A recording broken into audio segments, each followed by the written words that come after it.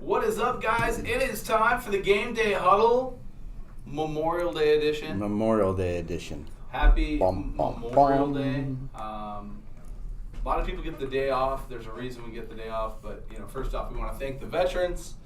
Thank you, veterans, for your service. And, many of us have either come across, known, or know of somebody who lost their life serving for our country. And, that's what today is about. And I'll tell you guys a real quick story, something that's close to my family, especially my wife's family, because it was her grandfather. So her grandfather was in Vietnam. He was a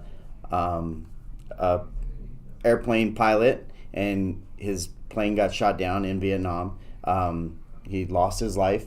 So her grandfather lost his life in Vietnam. The really cool part about it is, so the United States, if any of our soldiers are ever lost and they don't recover their body, they never stop looking for them. So they'll always send out a group of people to try to find these people that are lost in these foreign countries or wherever the war was. They always send them out and try to find the bones or remains or whatever. So he was missing in action for almost 25 years. Oh, wow. So 25 years goes on. They send a group out there to Vietnam, and they go to this little village in the middle of nowhere, and they start asking people, have you seen any of the, remains? And this old gentleman is like, well, yes. When I was younger, a pilot got shot down, and it was in my backyard. So what they would do, though, they would take those bodies, and like if the military found them, they would destroy the bodies and get rid of them and like do bad things to them. So what the kids did, they took the body and they buried it in their backyard. So come to find out, that's my wife's grandpa that they buried in this kid's backyard. Wow. And so 25 years later, they go to Vietnam and they end up digging up his remains, and sure enough, it's him. So they're able to bring him back and bury him here. So it's cool. Yeah. So they can bring him back and give him a proper burial here. Yeah, so, that is awesome. Well, again, thank you to all the veterans and those of you who are currently serving for our country. We appreciate you guys. And to talk about that, I put up a graphic. Pat Tillman, obviously, in the sports world, is the most recognized veteran, right? There's other veterans, don't get me wrong, Ted Williams, we could have a list, right? But Pat Tillman's the one because he lost his life in the line of duty for our country, and just has been hugely inspirational.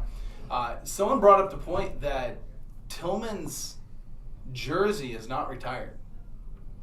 And I was like, wow. And come to find out that a few days ago, there is on change.org, and I will make sure that I post up the link on our Facebook and our Instagram pages for you to go do this. You can actually go and join a petition to the NFL to retire Pat Tillman's uniform.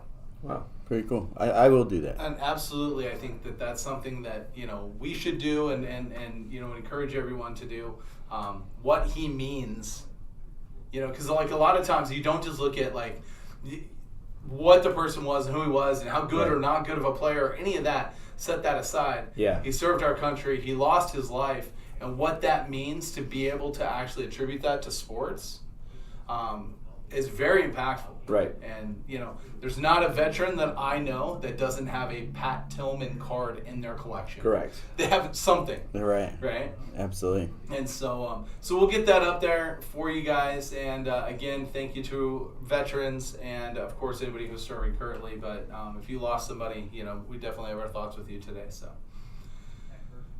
weekend of sports, though. Let's start with this guy. Shot clock down to 5 for Smart. Back out to Tatum. Sidestep 3, tough shot and splash down. Smart's inbound. It's Tatum, spins, fires, butter. 2 contested shots by Jason Tatum last night. Just a snippet of how well he played in this series, how well he's played in the playoffs. And you can even go back. There's kind of this understanding that as soon as he started playing defense is kind of where they saw the Celtics season change. And that guy has absolutely been on fire. And what a night, what a series. And the game wasn't that close last night. It came that close, and I got to give the Heat a lot of credit. Towards the end, because there's an 11-point game with 3.5 minutes to go, and then next thing you know, they're only down by 4. So, and they had the ball. They were down by 4 and had the ball. So they had a chance. Actually had So here's the shot last night. You talk about guys especially in this hobby in sports cards, right? Things can change in a heartbeat, right? Things can absolutely change in a heartbeat. And if Jimmy Butler had hit this, you have so much space there you can attack. If Butler had hit that shot today, we'd be having a different conversation because that 3, and he was open. It was a good look, but it was rushed. Yes, it was rushed. There's still 20 seconds left on the clock. You're only down 2 at that time, right? So is that shot necessary? I think it's not. I think he could. There was an open lane. He could at least try to go to the lane and draw a foul. He steps back, hits it. Who am I to say? Jimmy Butler's not taking the right shot, right? So I have no clue. Bam is open in that too, though. That's the other part of the equation. Yeah. Bam had 25 points last night. Jimmy Butler needs to take that shot, though. I agree. If you're that guy, taking the shot, you need to be the one taking that shot. Same thing for the Celtics. Jason Tatum needs to be the guy taking that shot. It's the one thing we always talked about LeBron. He never is the guy that takes that last shot. He's always looking. He's always saying, "Oh, there's 2 people on me." Well, he never wants to take the shot. He never does. No, he wants to dish it off and let somebody else take the pressure. Right. But yeah, who am I to say that Jimmy Butler did something wrong there? Right. I just thought I tuned in for the first 2 minutes of the game, and the Heat was up big, and I'm like, oh, the Heat's gonna blow them out. Then I tuned in for the last 2 minutes because ESPN said we have a nail biter.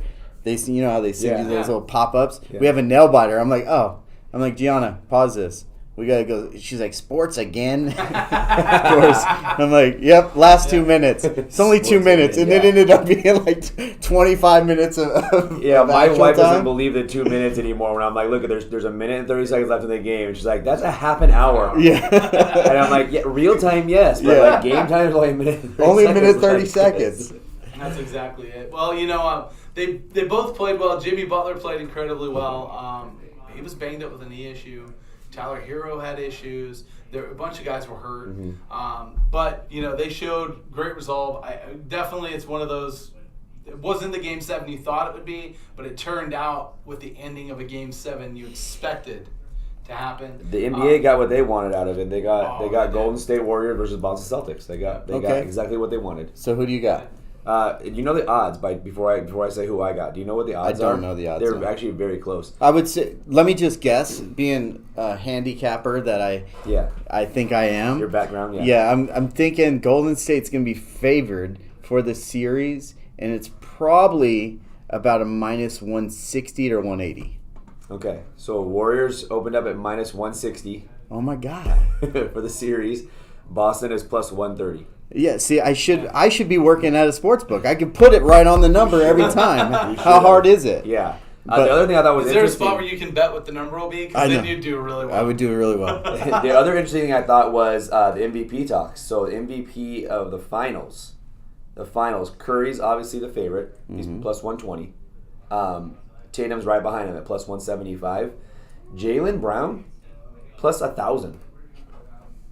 That's a good bet. That's what I think too. That's why I circled that right there. Because he could put up 20 a game and be a real like. What's Jordan Poole? Because he's the other guy. I didn't go down that far. I grabbed the top four. Talking about that, which is great. So you had your first ever East and West Conference MVPs, and so you had the Larry Bird Award that went to Jason Tatum. You had the Magic Johnson Award that went to Steph Curry.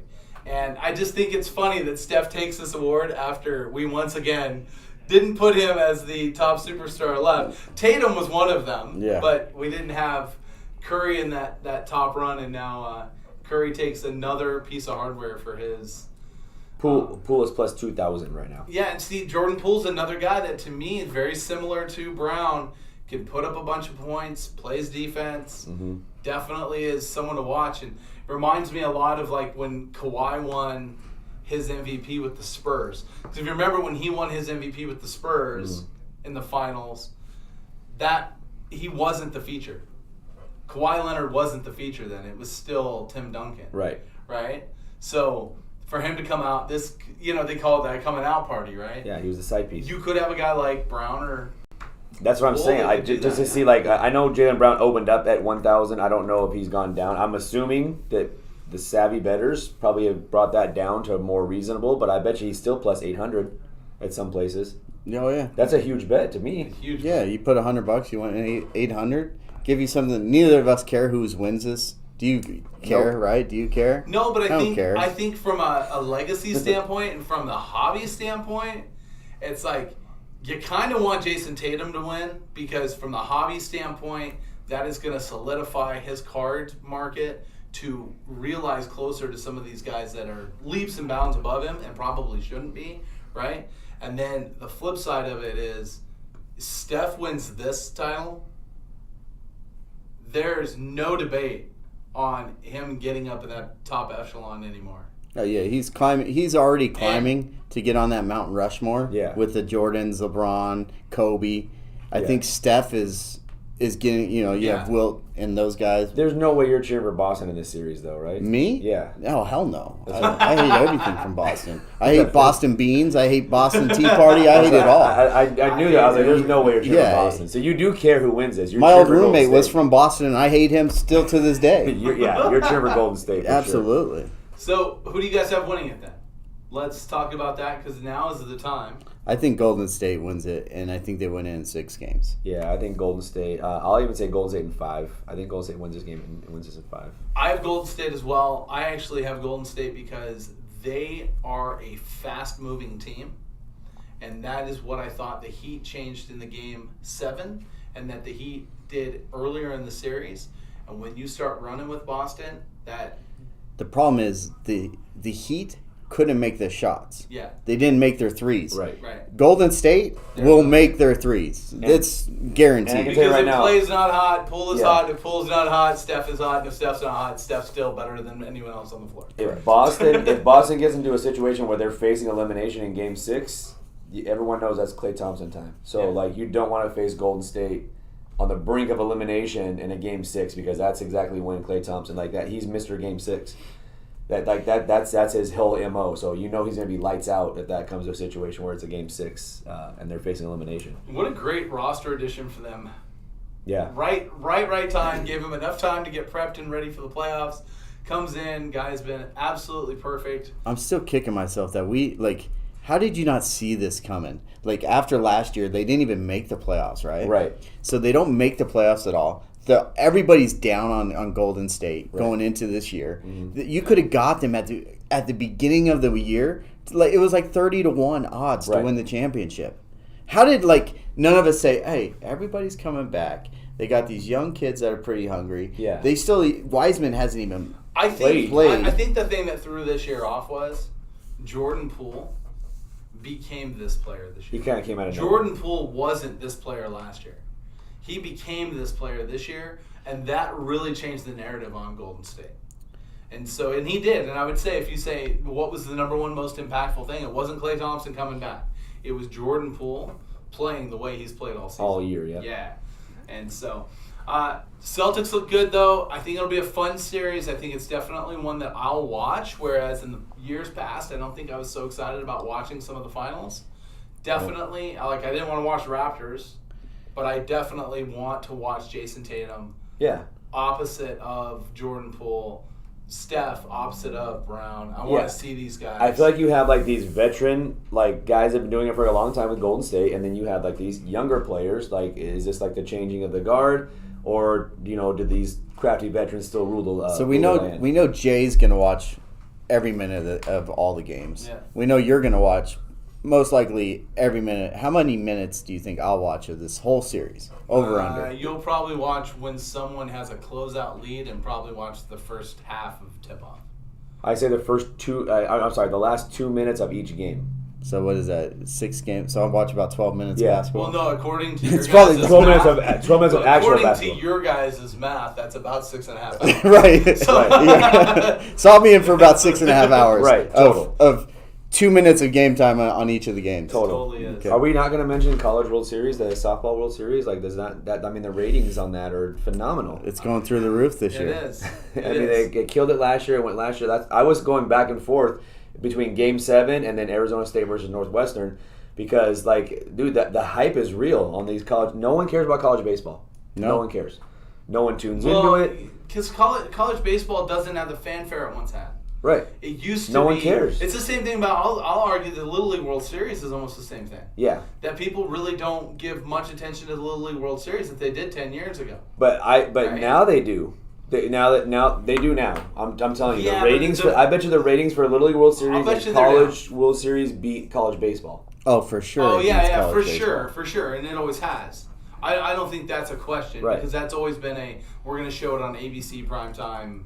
That's going to be in everyone's household thing. Whereas some of the other programming, College World Series, is buried on the back end of ESPN2 somewhere. The thing that really hurt, I don't want to say killed, but really hurt the Little League World Series was the COVID issue. Right. Once COVID happened, everything came down. Now it was an American championship, an international championship. The world wasn't watching. Correct. Just the United States was watching. I think we're going to get back to that this summer 100%. Here coming up in August because that's when it is. And I'm captivated. I watch every year. I love watching the Little World Series. I love watching it. I think that what's happened with it, though, is that they've kind of shifted it away from the mainstream, and it's so easier now to go in and stream. Your friend's team is in the college or in the Little League World Series, and they're streaming it on their Facebook page.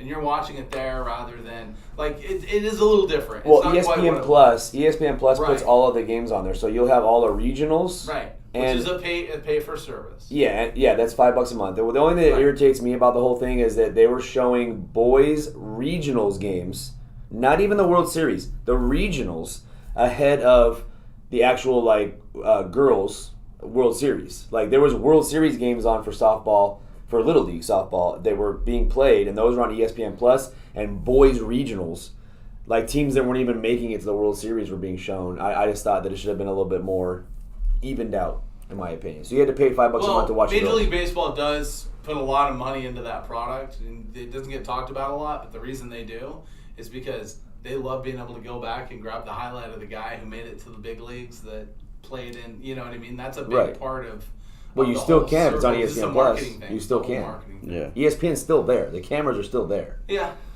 You know. I don't think it's as mainstream as it once was. I agree with you, though. I think it will make a comeback. I think it can. It's with anything. There's so many more eyes to look different places, to see different things. It's now easier to go watch highlights than it is to sit and watch a game. Mm-hmm. Baseball's already been slow. That's why the Little League World Series works well, because the game moves fairly fast. Because the strike zones are definitely not that good. One more real quick on the Little League World Series of why I think it's a little bit down is because a lot of these kids, these good kids, are no longer playing Little League.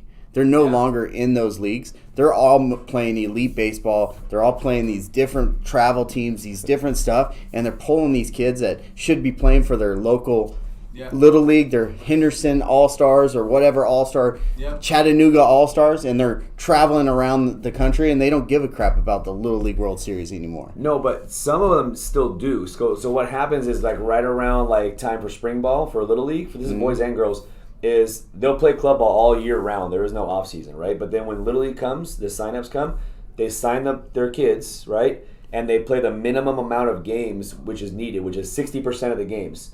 So they play 60% of the games, and then when it comes time for All-Stars, those boys get selected. And I don't know how it is in every state, but here in Nevada, all the club ball teams kind of take a step back for that little month and a half in the summertime and say we're gonna shut down. We're gonna give you guys a break, basically, and they let those kids go play.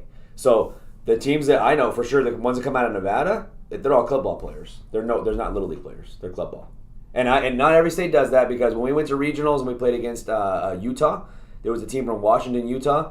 I'm not talking shit about them, but they were rec ball players. They looked the part.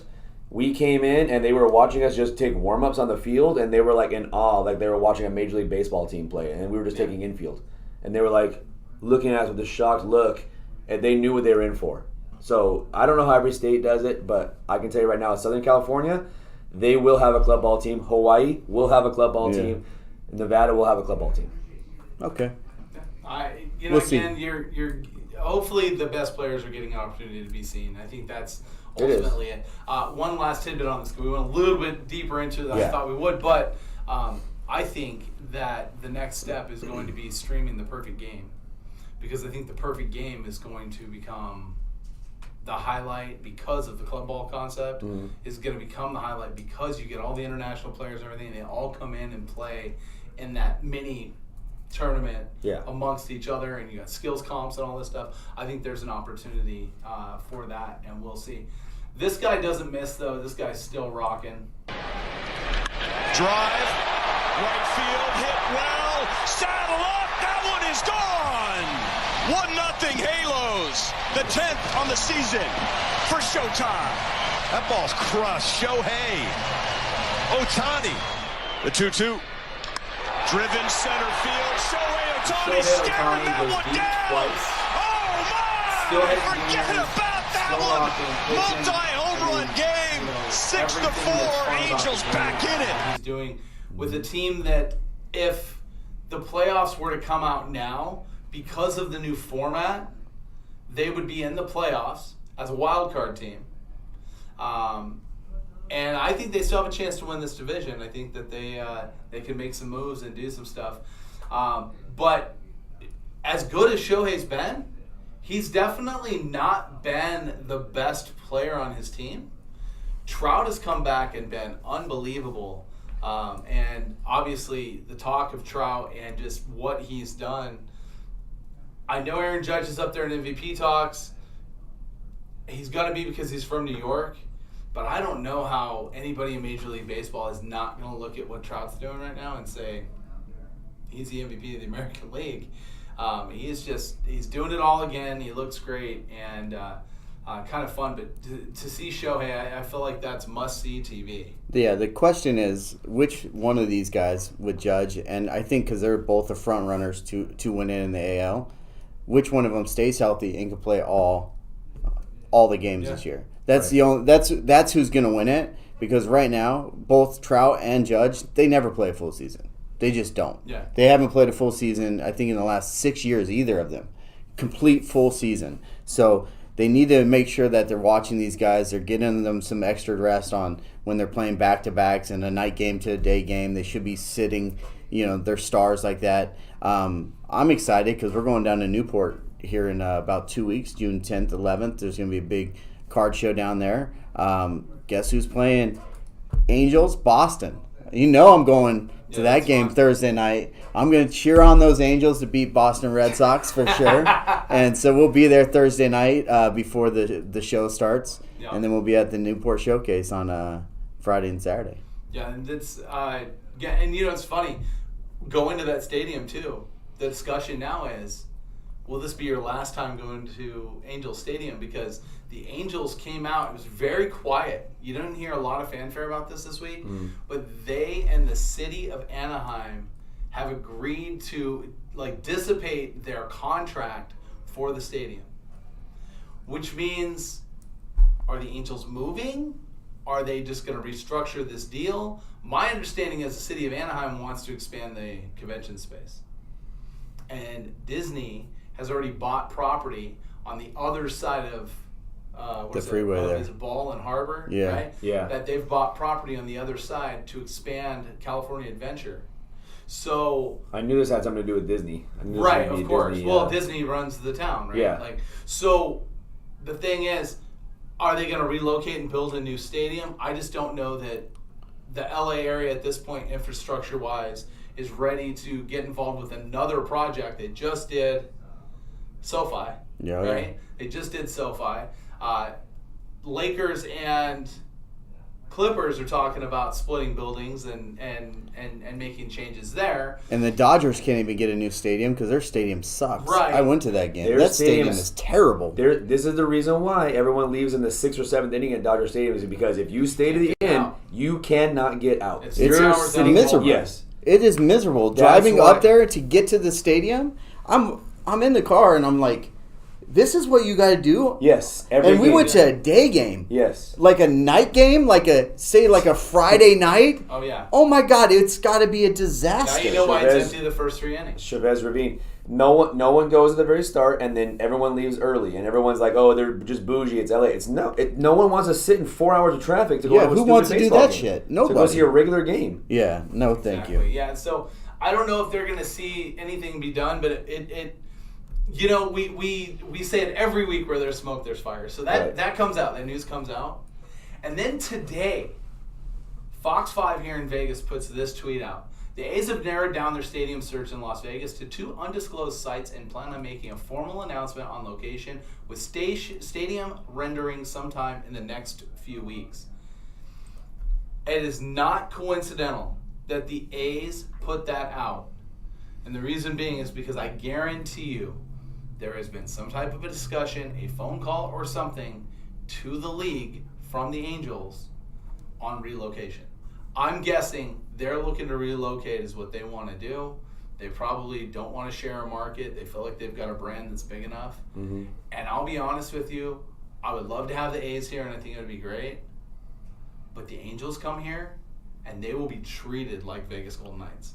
Oh, yeah, for sure. For sure. Could you imagine, you worked in the casino industry, yeah. the Japanese clientele that would show up to Las Vegas to watch Shohei Ohtani play would be incredible. Yeah. That's what would sell the tickets during the middle of the week, that in Anaheim, they're not getting sold. Never. Because a In lot of Vegas, them were they whales would. too. So like the casinos would purchase tickets Just for all of them. All the just for- boxes will be bought out by Yeah, yeah, yeah. casinos, and they'll be given away to the big players. Yeah. And it'll be a constant thoroughfare through. Yeah. I guarantee you, it would be unbelievable for the market here, because as big as VGK is, and as impactful as the Raiders have been to this point, if the Angels come here with that type, it will be a game changer in this city. But see, they need something like that because even being an A's fan, like they're not gonna sell out 81 games or whatever. They're just not. They're not gonna sell out 81 games, Yeah. especially when you have bad teams come in. Like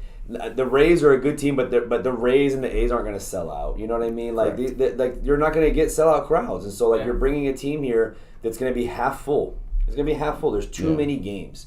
You have to have that marketability, like you said. Like you have Trout towards the end of his career, Shohei's kind of still towards the beginning of his career. So you still have like. Well, they've got nice pieces too. Joe Yeah. Odell's a nice piece. Yes. What's the other outfielder that they just got? Gosh, why can't I think of his name? Anyways, they have a couple of really nice pieces that are through their farm system. Guys that are going to be there, guys that are affordable, that are going to be able to be under contract and not going to kill the team for a few years. And I believe that ownership group would fast track something being built here. Whereas the A's would be looking for the best bang for their buck, Right. and trying to get the best financial deal because Yeah, they'd have to. the cheapest we can go. They would go Sell all everything. all in. We'll go for broke to make it happen. They'd build a stadium in a year here. Yeah, They just like when the Raiders came. The Raiders didn't hold back.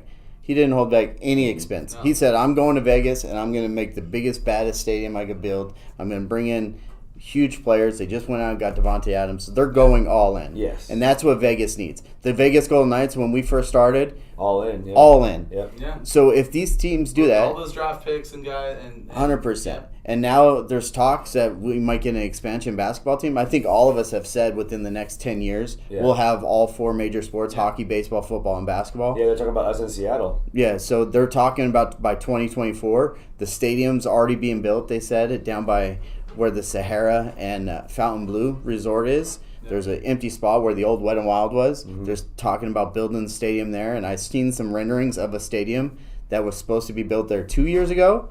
And if it's anything like that, they have a hotel that opens up balconies inside the stadium, so you can actually watch a game from That's inside. badass. Like how? Yeah. Like that's A Vegas. balcony suite, but it's That is indoors. Vegas. And then they have That is sweet. they have the casino floor coming out to where it's like extended out to where you can literally be playing blackjack, watching the basketball game or a concert or whatever else you're doing. Tell me, that would be so badass. Yes. It would be so cool to see. So let's see if it happens. Do the Angels change their name if they come here? Are there Angels? We in can't Las have Vegas? no, definitely. I Definitely. think No Angels. No. I think they would, though. I think they'd keep it. And the reason being is because it would be like the whole play against Oh, like yeah. Sin City Yeah. and the Angels are here. And, Yeah. Right? Like Like the you know Angels what I in the mean? outfield Right. movie. Angels, Everybody's going to yeah. be doing that. Right. No, they would. And Angels so in Sin City. I like it. personally, Yeah. I'd love to see it. I'd love to see the Angels be here. I'll take any baseball team. I'll take any basketball team.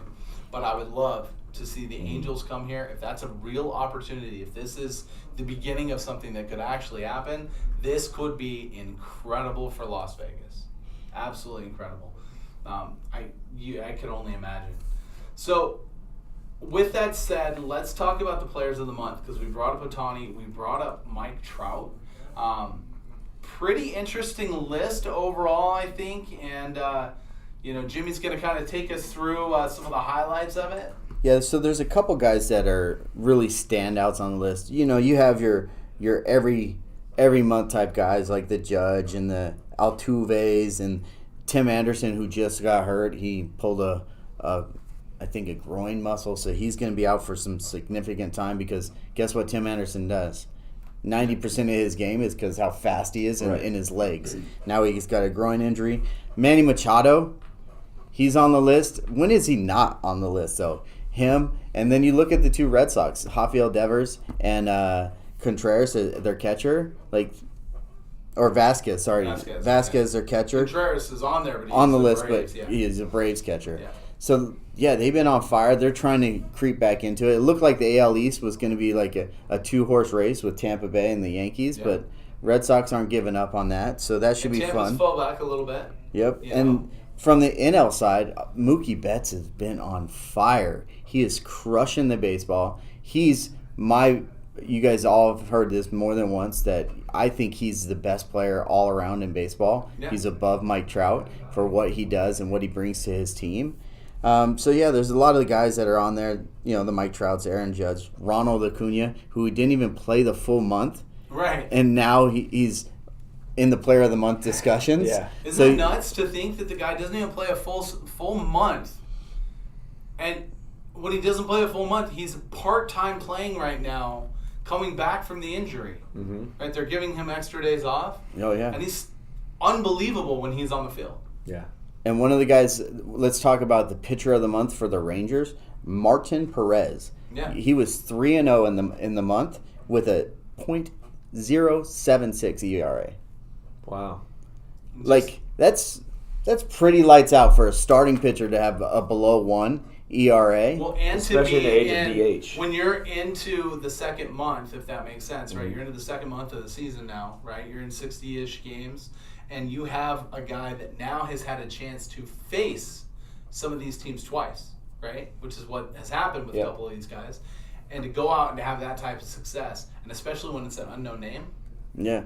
And playing especially for Texas, that air is thin in Texas. Everybody knows if you're playing the Texas Rangers and you go there, there's a lot of home runs and a lot of jacks being hit. And if you have under 1 ERA, that's pretty damn impressive. I'm going to start looking at that guy to bet him a lot more because he is on the Rangers. So you're going to get the public's perception of the Rangers as not good. And I think you can get some good value betting him going forward. Yeah, it's pretty impressive to see some of the guys on this list. I think we also saw on there, because you got to think National League didn't have a DH before. You had a couple guys in the DH position on there for the National League, which is kind of fun. Bryce Harper being one of those, and he's had an arm issue. Yeah, he's tore. Yeah. He tore a tendon in his arm, and so he will not play the field the rest of the year. Thank God, because otherwise, guess where he would be? He'd be sitting on the DL because they can't play him in the outfield. He'd be getting surgery and he'd be done. But he's hitting the shit out of the ball with a torn tendon in his arm. Yeah. So that's impressive. all you have to do, just sit there and focus on hitting and get going on that. Since we get into that, let's get into the plus or minus because we're going to talk about Bryce. So plus or minus is the portion of the program where we talk about investments. And we talked about it. We gave you guys information last week where we were going this week. And we are there, and we're going to talk about the most undervalued in the hobby, the most undervalued players in the hobby. Now, this is a list from my perspective, and I do have them in order from 10 to 1, and we'll kind of run through it. But at 10, I do have Bryce Harper. And, Bryce is one of those players that I think he was very polarizing when he first came into the league.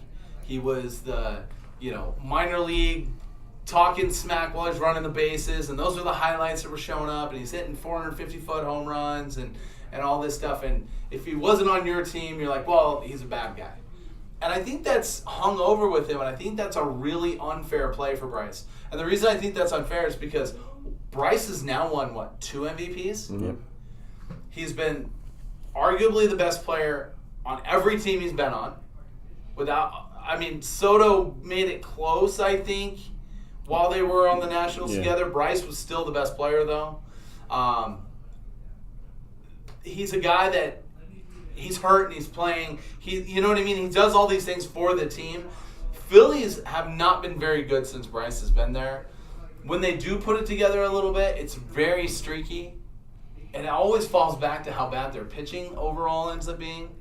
And especially for some reason in Philly, it doesn't matter who it is, what year. Well, if you're rolling out Jake Arrieta in Philly, right, you need a lot of pitching help. It goes back to the old adage though, and this is I kind of compare this to A-Rod, the whole Alex Rodriguez thing. When you give these guys these gigantic contracts, it kind of ties you up to this one superstar. And A-Rod was always a superstar, but then when he was when he moved from Seattle to Texas, they couldn't put anybody around him. You know what I mean? Like, he had good hitters, but he never had the pitching.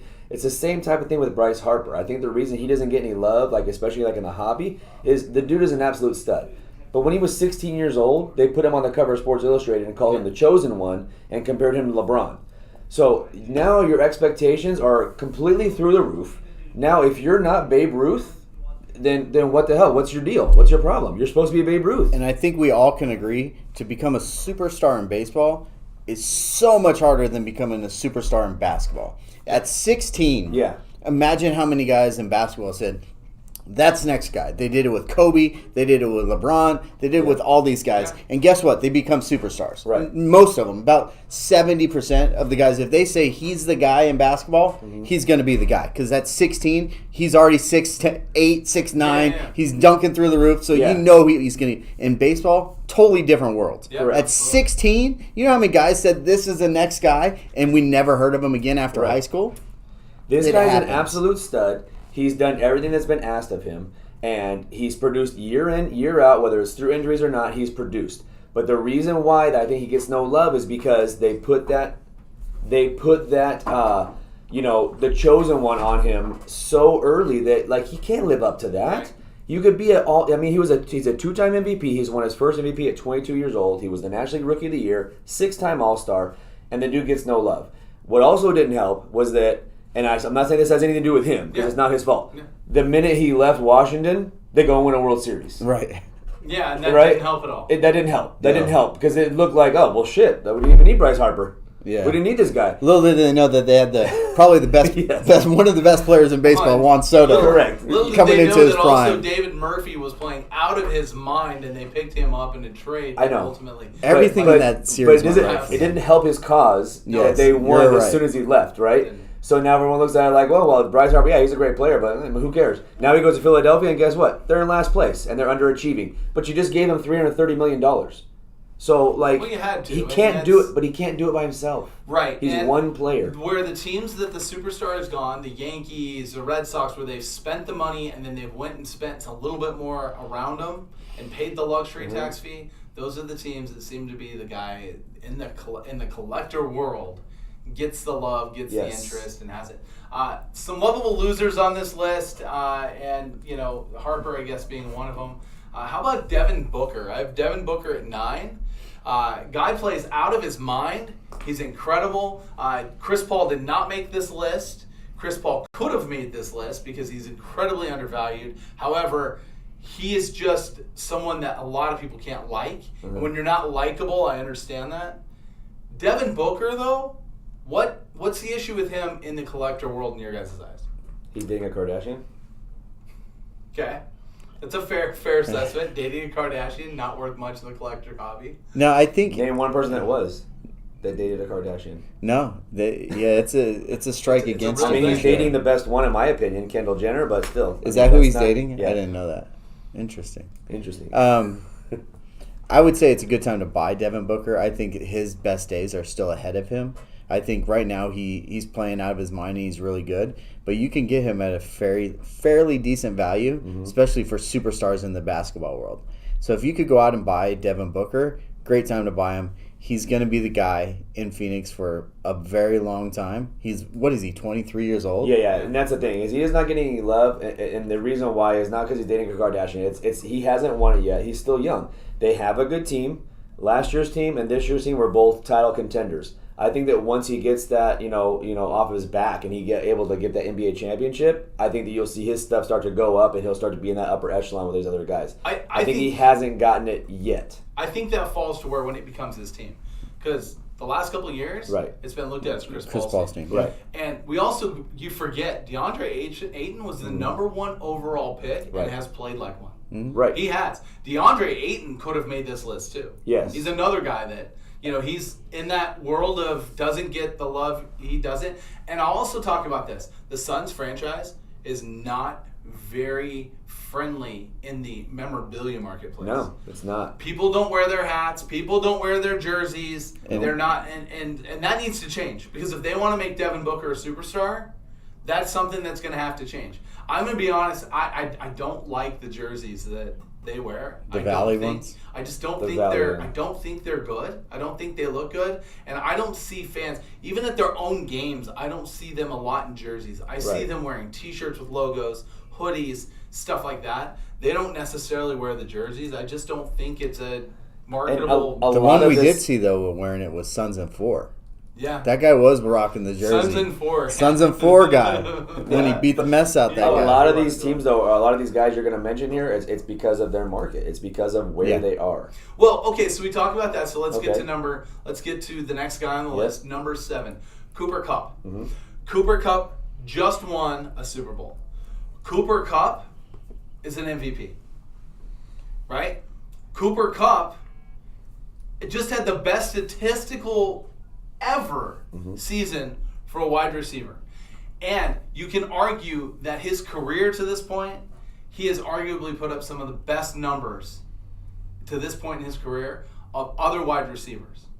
Cooper Kupp stuff goes out, wins the Super Bowl, gets all the pub and fanfare, and this guy is not realizing numbers, even to where younger guys coming into the market, your Jamar Chases, your Justin Jeffersons, these guys are realizing better numbers for their card market than Cooper Kupp. Okay, so now I have a theory on this, too, and I'll tell you why. And this kind of goes back to the fantasy football theory with this. So the guys like Jamar Chase, Justin Jefferson you mentioned, right? They come from a little bit bigger schools, right? I mean, he was like, I think, Eastern Washington is where he came from, right? So no one talked about him in college. Right?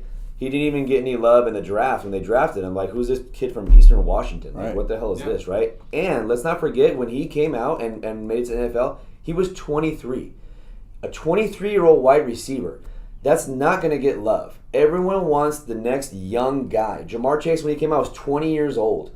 And he's coming out of this big college. So everyone watched him in the national championship games, and they watched him in the playoffs. So, like, he was on TV all the time. How many times did you watch Cooper Kupp on TV in college? Well, Zero. even he came out and said the only one that believed him was his girlfriend. Right. And I think she had to believe in him because Right. she had to. Right. So, like, the knock on him is that he came out to the NFL at 23 years old. Right. So he's already behind the 8 ball there. So now he gets a year or two under his belt, and next thing you know, he's 25 years old, and everyone's on to the next new shiny toy. Right. Who's 20. And they're coming out, and they just played a national championship game. So everyone's like, yeah, Cooper Kupp, yeah, he's a stud. But yeah, that's the knock on him too. Like, he's being traded in my fantasy football leagues at a pretty high rate. And you're talking about a guy that just put in the best statistical career for a wide receiver in I don't know how long. He's getting traded a lot. And guess why? His age. Everyone's on to the new shiny toy. They're trading in for draft picks that this incoming class is coming in for this year and next year. And that's why. And I think that's the knock on him, is that it just was a late start for him. Do you see that the market could trend up, especially because I believe that this football product that's coming out in the 22 class of product, when that starts to come out, which who knows, maybe it'll be 24 before we see it.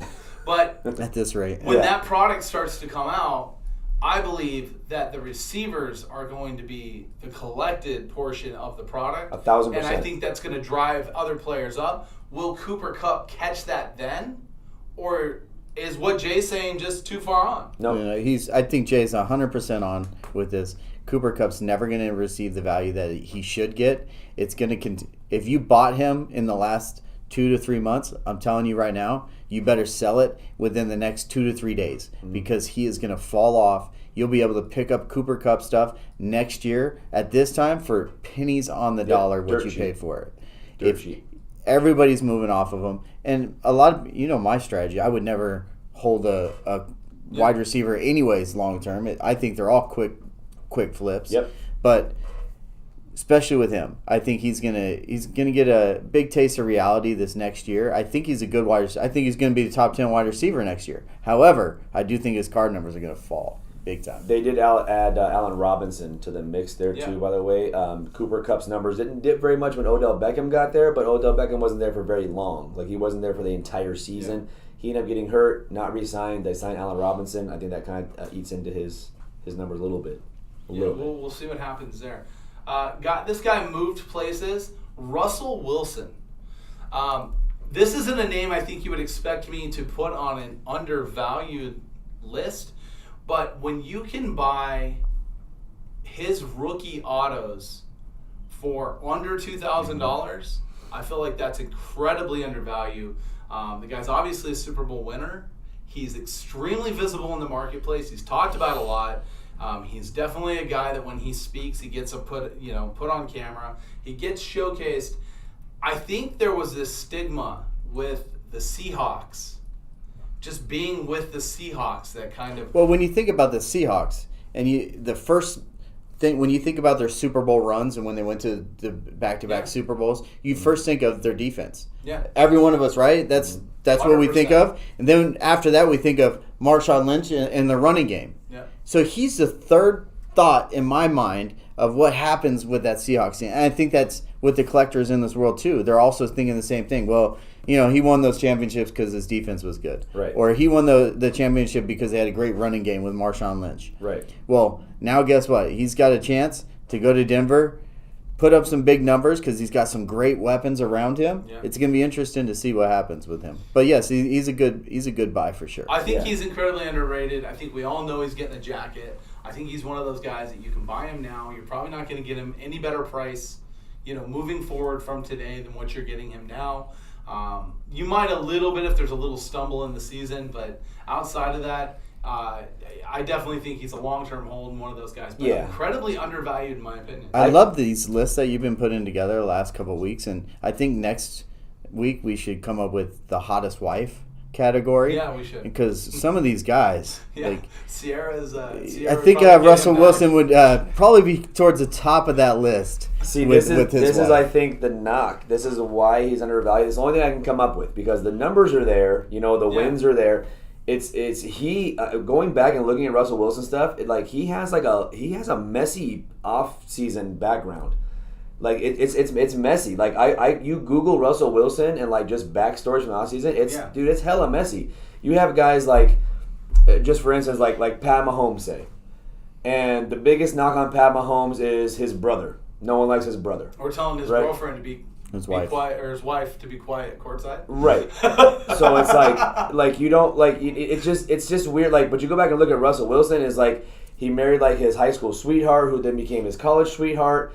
And then there's that rumor that came out about the affair with Golden Tate, who was his teammate at the time, and then Percy Harvin getting in a fight with Golden Tate over that, and then that whole mess happened, and then all of a sudden he's divorcing this college sweetheart, this high school sweetheart, and he's moving on to Sierra, who's this big superstar, and then now he's super into religion, and he's trying to get teammates into the religion bubble, and him and DK Metcalf had that little fight. I don't know. It's just I'm not saying that's why, but it's just stay on the radar a little bit. No, he's definitely messy. He's definitely all over social media. Well, you kind of need that. The tabloid player is always the guy that generates a little more interest in the hobby. But only if it's good. Only if it's good. Because look at Odell Beckham. He's in every tabloid, and he can't sell a damn card for $20. Although Odell has quite realized value over the last year. I know, but I agree with you. Well, okay, so we're going to stay with the quarterbacks. Okay. Derek Carr is next up on my list. Okay. Derek Carr has been steady, stays the course is what I'm going to say with him. He has been the same player from the start to now. He was in the league leaders in passing yards, completions. There's a whole bunch of stuff. I have a reason for last year, right? Plays for the Raiders, which I think gives a little bit of a knock already because there's a stigma that people don't like the Raiders if you're not a Raiders fan, right? But outside of that, Derek Carr has done everything he should. He's great in the public eye. He definitely embraces the community. He speaks up when he thinks things are not being done right. He does all these things that you want a leader to do and all these things. So, Jay, what's the knock with Derek? The knock on Derek Carr right now, and I actually like Derek Carr quite a bit, but here's the knock on him. He's a game manager. Okay? He's a game manager. And I'm not going to compare him all the way fully to Trent Dilfer, but Trent Dilfer won a Super Bowl with the Baltimore Ravens because of their defense, right? And he was a good game manager. Yeah. He is not a guy that's going to go out there and win you games because of who he is, right? He's asked to do very little. I went back and looked. 6 out of his 8 years, he's thrown for over 3,900 yards. And the last 3 years, he's thrown for over 4,000. But only one time in his career has he thrown for over 30 touchdowns. One time. And that was when he was MVP candidate. It was 2015. He broke his leg, right? Yes, 2015, and he had 32 touchdowns. But when you go back and look at his actual numbers, they're just very mediocre, besides the yards. And I can attribute the yardage and not the touchdowns to garbage time.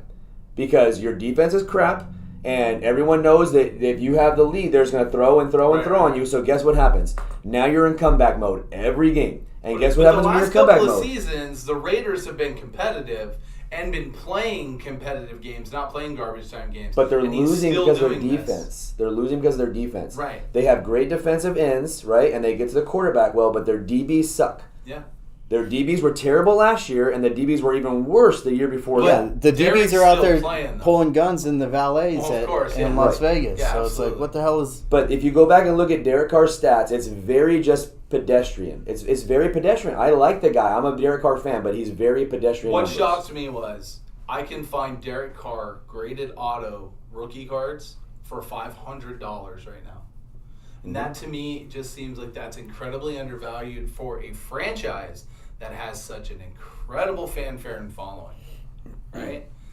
I think that what it is that he doesn't come off as professional in an organization that wants disorganized chaos. The fanfare for the Raiders has been, Vegas is changing that a little bit, but it has been in the past. The guy that is, kind of edgy and whatnot, the Marshawn Lynch type player that, doesn't want to talk to media and he's kind of gruff and all this stuff, they latch on to that. Well, look what they just did this week. Who did they bring in for a tryout? Or I say a tryout, but a workout. Yeah. Who did they just bring in? Yeah, they Colin Kaepernick. Why in the hell would you bring in somebody as a backup quarterback that's going to get more attention than anybody on your whole team? Correct. And you're talking you want to win Super Bowls? Right. You ain't winning Super Bowls, even if he deserves. I think Colin Kaepernick deserves to be in the NFL. I don't think he deserves to be on a Super Bowl contending team because all he's going to do is bring eyes and media circus around something that you have a quarterback. You have a franchise quarterback that you're going to run with. And they just went and got Josh McDaniels' guy and brought Stidham in to back up Derek Carr. But why are they going? Why is it every single year, there's news about Derek Carr being replaced or traded? Why? Every single year. Every single year there is. It's because he's mediocre, but now you bring in somebody like Colin Kaepernick, and even if you say, well, he's not a threat to Derek Carr, what do you think that makes it look like? To Derek Carr. It's like what the hell, man? Like, I will say he's a guy that has played his entire career with a chip on his shoulder. And he has. All the way from Fresno, all the way through. But that sucks. Didn't get to go to the big club, that big sucks school for him. that he probably deserved to go to because of his brother, because his brother didn't quite get it done the way that his brother was good coming out of college too. But I'll tell you right now, with him, but in the pros, and so yes. he got knocked early in his college career because of his brother. And not only that, but I'll tell you right now that if Derek Carr, this is the first time they've actually put like an absolute stud wide receiver with him, right? Mm-hmm. An absolute stud. So if all of a sudden you see his numbers start to climb, and I'm talking about his touchdown numbers, if all of a sudden he gets over that 40 touchdown hump and throws for 41, 42 touchdowns, you'll see a spike in his market because of Devontae Adams. He's never had anybody to throw to. Well, 32 is his highest ever. The only person he could blame this year is going to be himself. Right. Yeah. He has Darren Waller. He's the number one tight end in football. I think we all would agree that you have Hunter Renfrow that's the third down specialist. The best slot receiver in the game. And now you just added probably the best wide receiver besides DeAndre Hopkins in the league, in my opinion. I think those two guys are 1-2 with Devontae Adams and DeAndre Hopkins. So if you add these pieces, the only person he can blame is himself this year. Correct. He has to win. He has to put up huge numbers. If he's not in MVP talks this year, they need to go get a new quarterback. Yep. So, again, undervalued, incredibly undervalued. I feel like you can pick up some of his stuff, and really you're not going to go down. I think, if anything, you have a huge ceiling to go up for. So, another really good undervalued guy. Next guy on my list, big city, been in big teams, big campaigns, has put up big numbers, has won MVPs. Why does Mookie Betts not get the hobby love that players from his draft class or around his year, right, his rookie year class even, are getting more love? I would argue and say that Jose Altuve gets more love in the hobby than Mookie Betts does.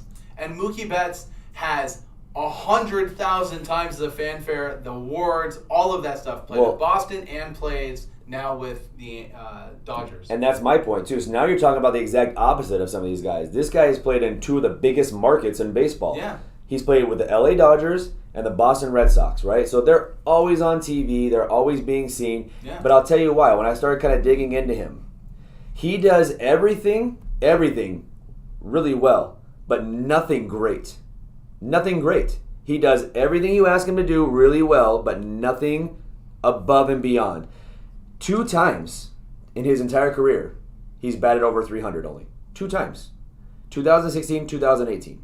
All right? He's won 1 MVP award. That was the year he batted over 340. And also, you look at home runs.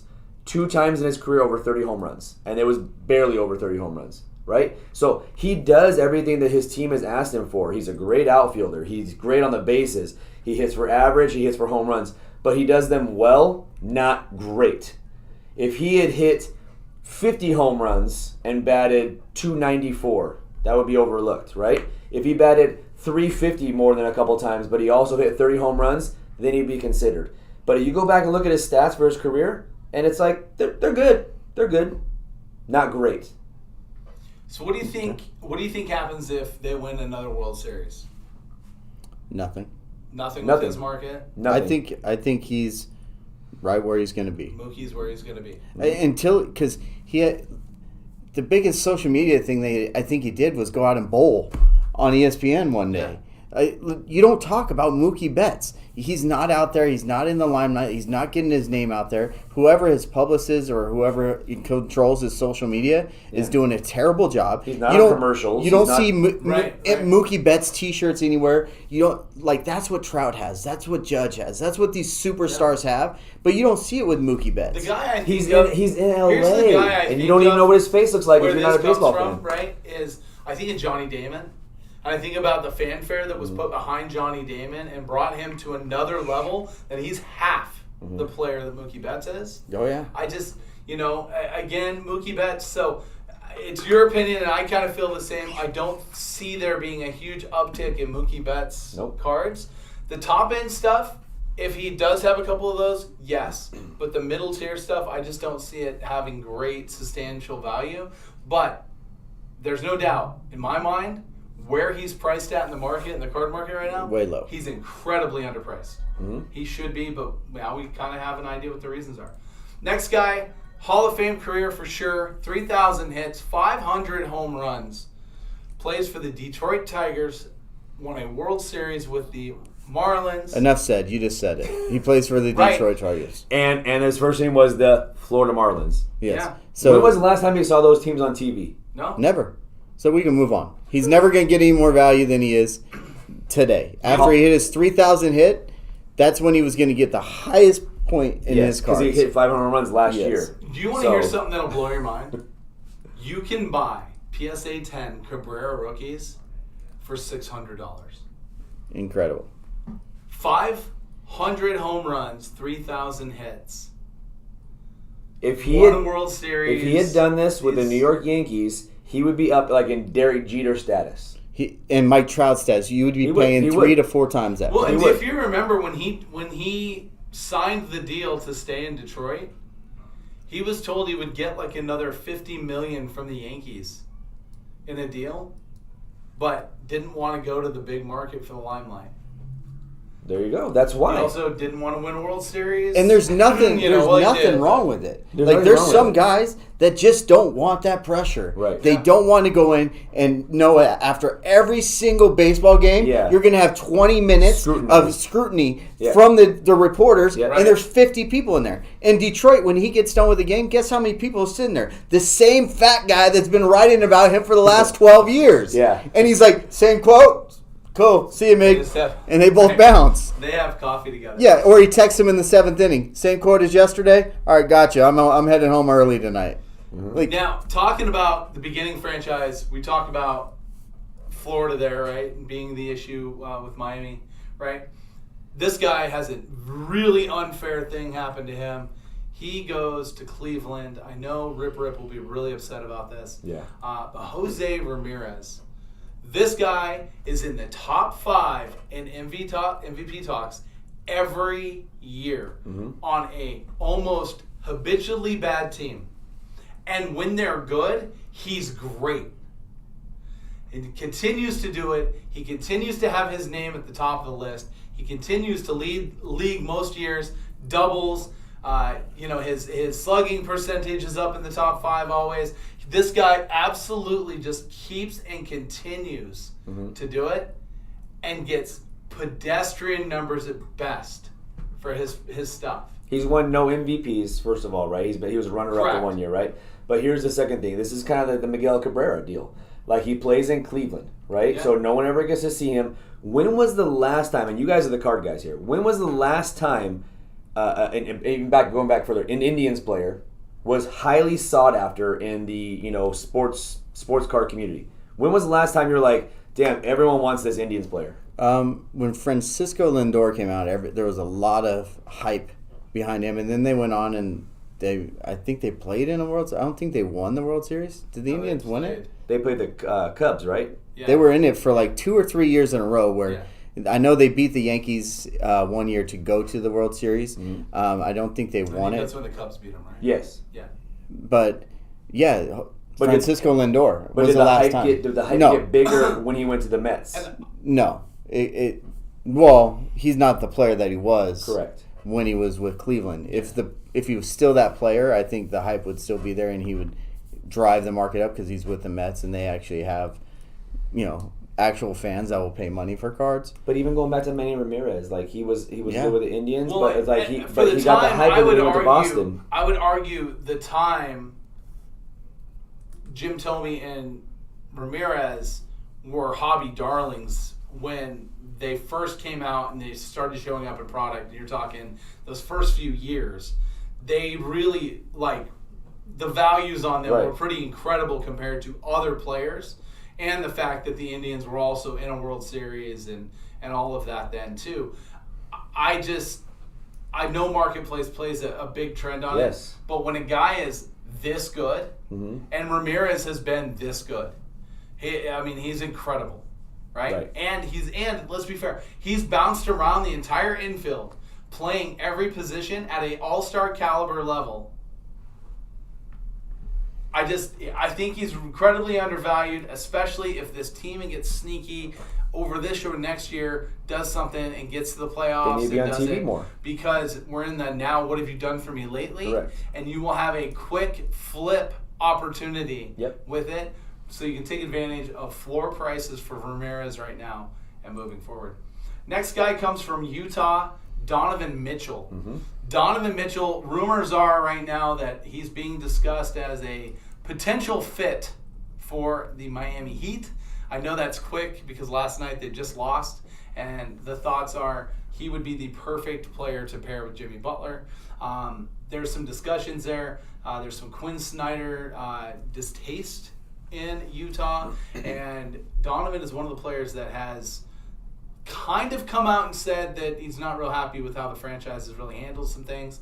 The whole Clarkson's sitting the bench rather than starting. There's a whole bunch of stuff there.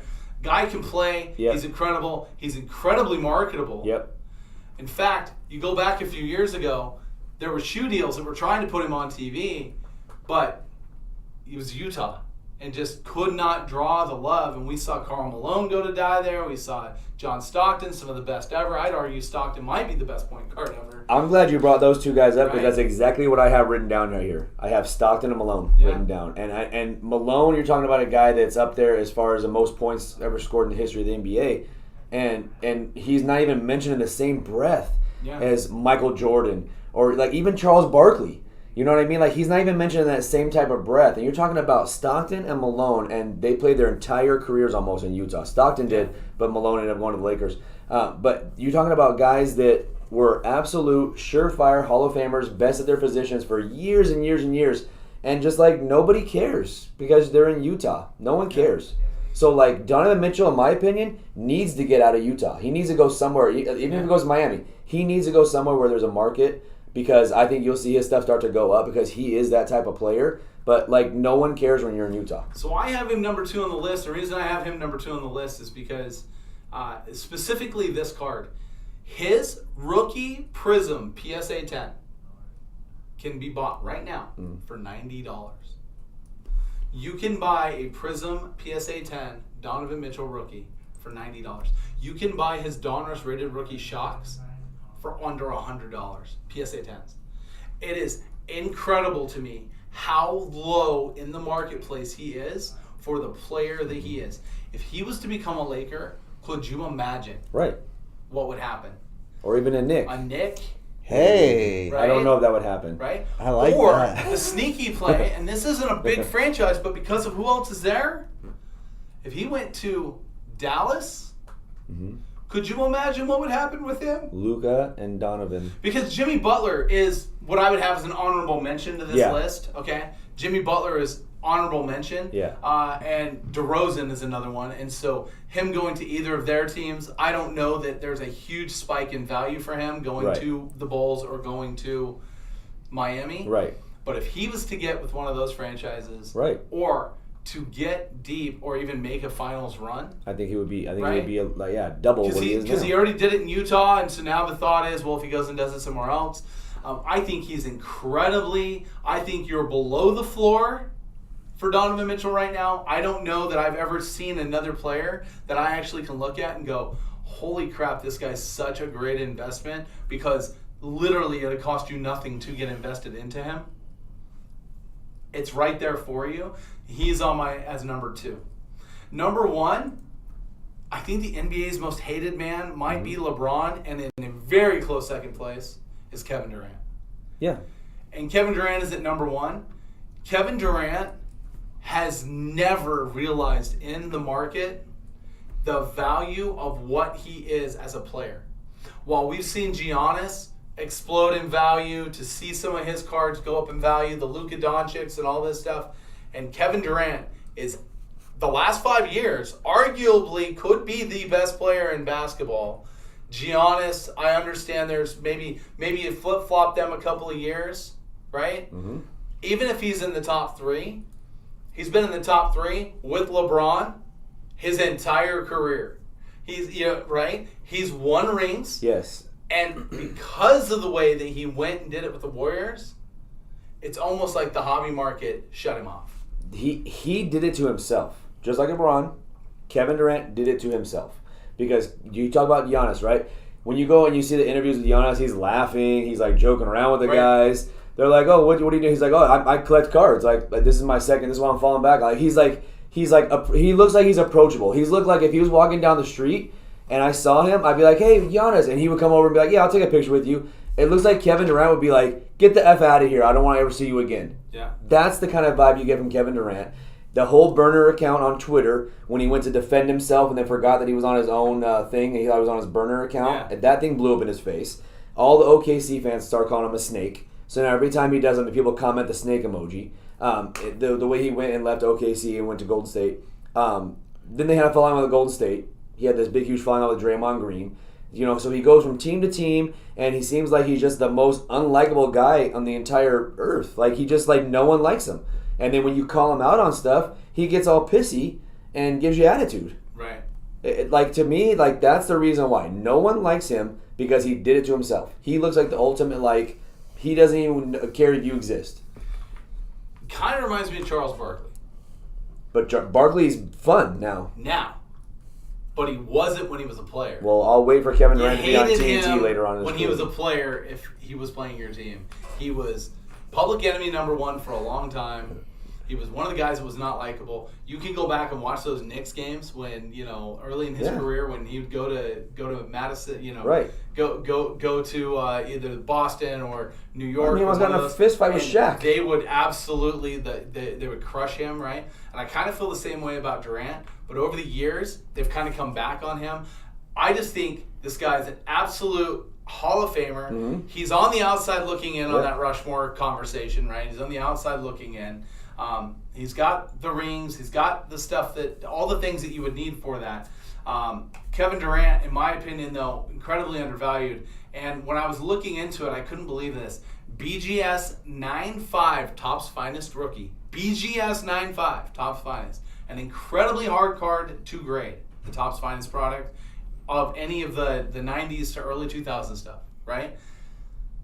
is under $100 to buy this card. They've sold upwards of like $170, but there's been sales under $100. Raw, you can get them for around $60. You ever get calls on Kevin Durant? Like, it's rare, right? I had a pretty rare Kevin Durant rookie auto card, and literally no one even probably seen the card, but then no one asked about it, and I was constantly like, this card should be like selling for, and I would look up comps, and I'm like 600, 700, 600, 400, 600. I'm like, Jesus Christ, I mean, like, I would assume that card should be selling. Yep. You're thinking of the player that he is. That card should sell $4,000 or $5,000 easy. Mm-hmm. But no, it's a $600 or $700 card. His Topps color parallels, I mean, $30, $40 rookie cards. Yeah, it's unbelievable to me what they are. Yeah. I think that he's definitely an incredible value because I think sustainably over a long-term period, he's guaranteed Hall of Famer. Tick up as he gets less needing to talk to the media. Yep. The more media friendly he'll. I'm gonna look up Donovan Mitchell's contract. That one, you've really sparked my interest on that. Yeah, guy. Donovan Mitchell. I think I want to know how long he's locked into his current contract. I don't recall, but I know that there was something about that him and Clarkson could eventually be. Well, getting traded is different than when he comes up to the end of his contract. We will see, but these are all guys and the reason I want to have this conversation is because these are all guys that I think that are undervalued in the marketplace, that right now, if you were to buy them today, you should see some investment value down the road. This list could always change. My honorable mentions for it: Jimmy Butler, DeMar DeRozan, Jalen Hurts, Tua, and Derrick Henry. And I understand Derrick Henry's a running back, but what we've seen with him is he's had an uptick a little bit, and you've had a down tick for McCaffrey, and those two guys actually are about the same values now. They weren't. So I just looked it up. He's got 3 years left on his 5-year contract that he just signed. However, in a recent interview, he was asked 2 different ways. Do you want to stay with the Utah Jazz after this contract is up? And neither of the times did he say that he wanted to stay. Correct. So he is looking to get out of Utah. I think that's a great play. I think that's something we should look at, especially for the long term. I mean, just looking at that, the fact that you can buy a PSA 10 right now for $90.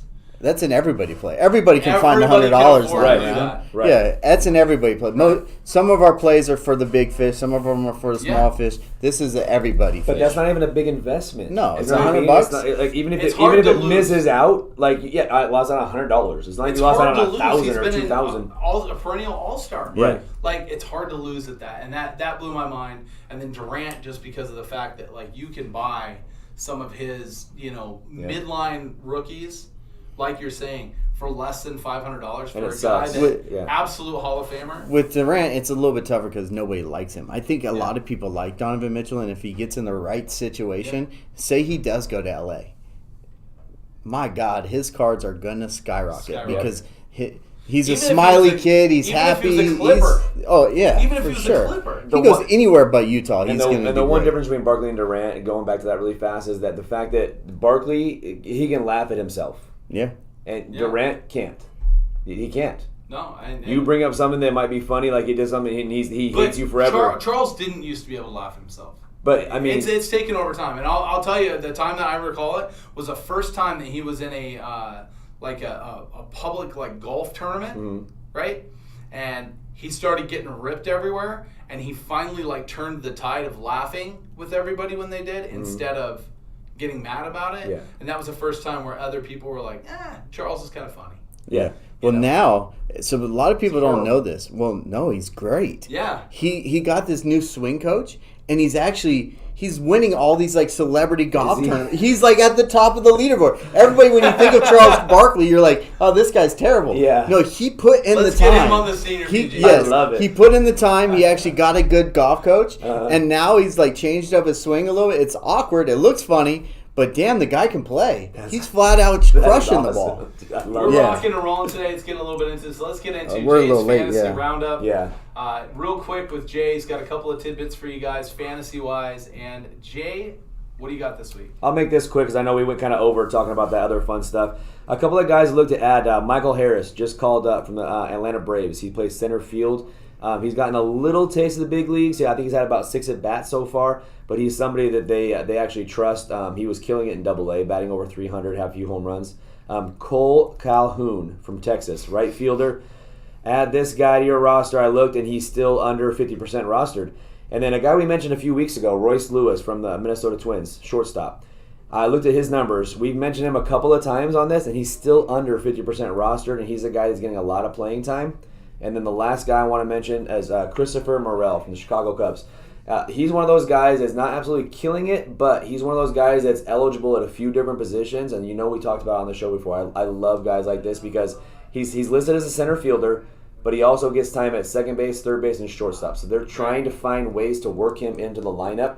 Those are the guys I like adding because once they get all the eligibility, you can plug them and play them anywhere. His card market is taking off too. Yeah, Morrell. Yeah, Morrell is definitely up there. He's definitely one of the ones that I'm seeing. Like we've been doing single shows, and we've got quite a bit of Morrell in there because it was buried in some of the other stuff. Yeah, and he's definitely. I've watched him ticking up. The Cubs are trying to get him playing time. They're trying to find different spots for him to get him into the lineup. The Cole Calhoun thing is interesting because if you think about it, you now have 2 ex-Angels that are making huge impacts on other ball clubs.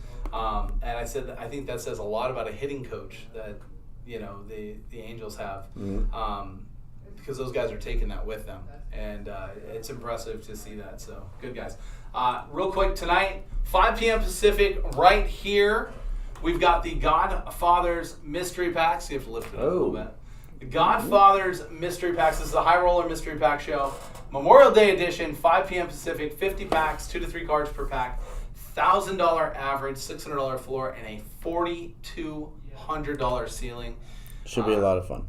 The Godfather, Jimmy's lost his mind with this one. They're going to have some fun with that tonight. That'll be on Whatnot, guys. Make sure you plan to be there. Whatnot Game Day LV. Also, it'll be up on our story there as well, too. So make sure you guys make the plans. Go bookmark the show. You can do that. Product coming out. Prism. That's it. And we don't even have to talk about it because, guys, we're going to have literally from Wednesday till about, Wednesday of July. Release is Friday. 3rd. Okay, Friday. Friday to release of, July, Friday, July, whatever, 3rd, 4th, 5th it is. We'll be doing nothing but ripping Prism. We got a lot of cases coming in, so be ready on Whatnot, Facebook, Instagram, whatever channel you want it on. We're gonna have a ton. Yeah, we'll be shifting quite a bit. We've been doing quite a bit of baseball breaks on Whatnot, but that's about to change. And of course, to the breaks group, we still have we got a mixer. We got 2 mixers up. Football is about a third of the way full. Baseball has a filler up right now to get it done, and hopefully we'll get that ripped here in the next day or so. So, all right, guys, we appreciate you, and as always, thank you for being here. Let's go Monster on it. Let's go.